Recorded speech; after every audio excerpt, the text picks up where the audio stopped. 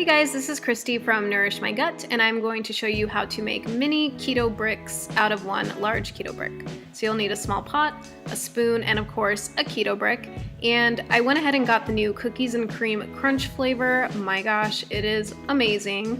Now the thing about keto bricks, they are like cake for me. I can go ahead and tell myself I'm going to eat a little slice, and yet I keep going and going until there's none left.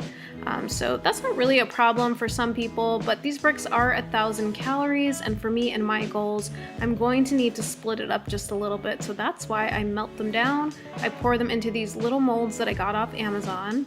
And it's not going to fill all of these molds. It's going to fill about 25 of them. Depending on the size you use, it might be different. So I go ahead and I cut up my keto brick. This makes it easy for when you melt it down. It makes it go by a little bit faster.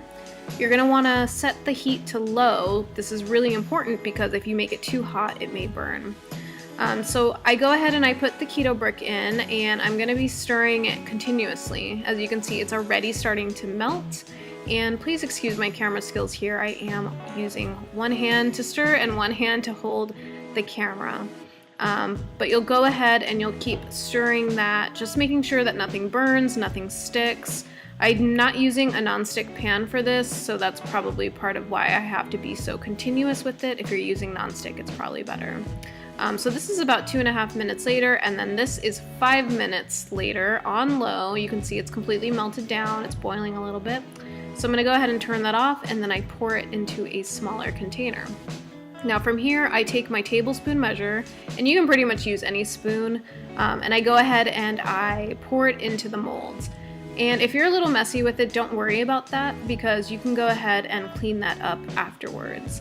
I know that sometimes these candy molds come with droppers. You won't want to use those on here because the cacao nibs or the coffee bits in the other keto brick, they will get stuck. But I do love that the cacao nibs do not melt, so you'll still get all of those crunchy bits throughout. So I'm going to go ahead and switch the camera around and then speed up the video a little bit. It will be me pouring the rest of them into the molds.